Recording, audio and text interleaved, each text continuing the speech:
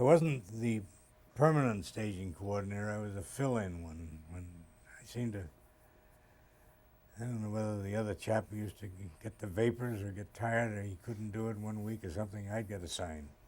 In time, not the last minute, I mean, in time to start at the beginning. Maybe he knew the boss better than I did or something. But we'd work on that, and there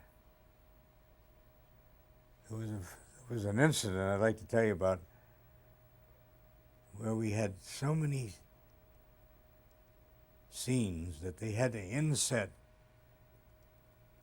one set that was going to be used inset in front of another set, and while we were still on the air they would strike that set and move the furniture and get it out of the way, and we'd go on in another part of the studio and do the scenes that would work around to the set that was in back of that.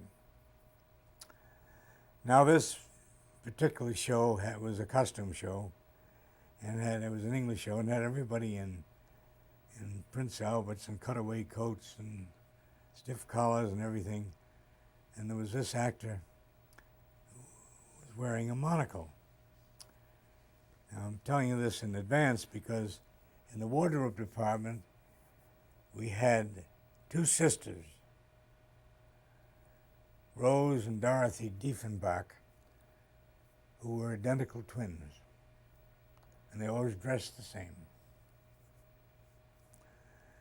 So this fellow's getting all outfitted by this one girl,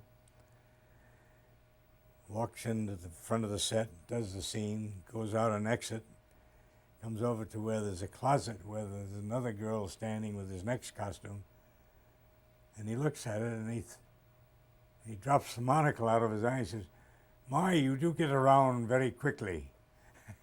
He didn't know that it was a twin sister.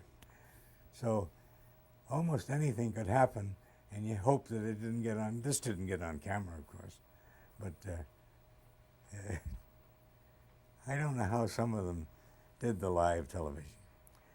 Now, But, David Seskind was one of the producers on there. Yes. How would you describe him as a producer? Well, he was very, very intent.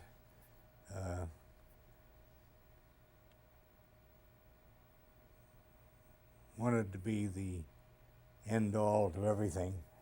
It was kind of, there was nothing that couldn't be done according to him. And he did put on some good shows, but he wasn't an easy person to work with.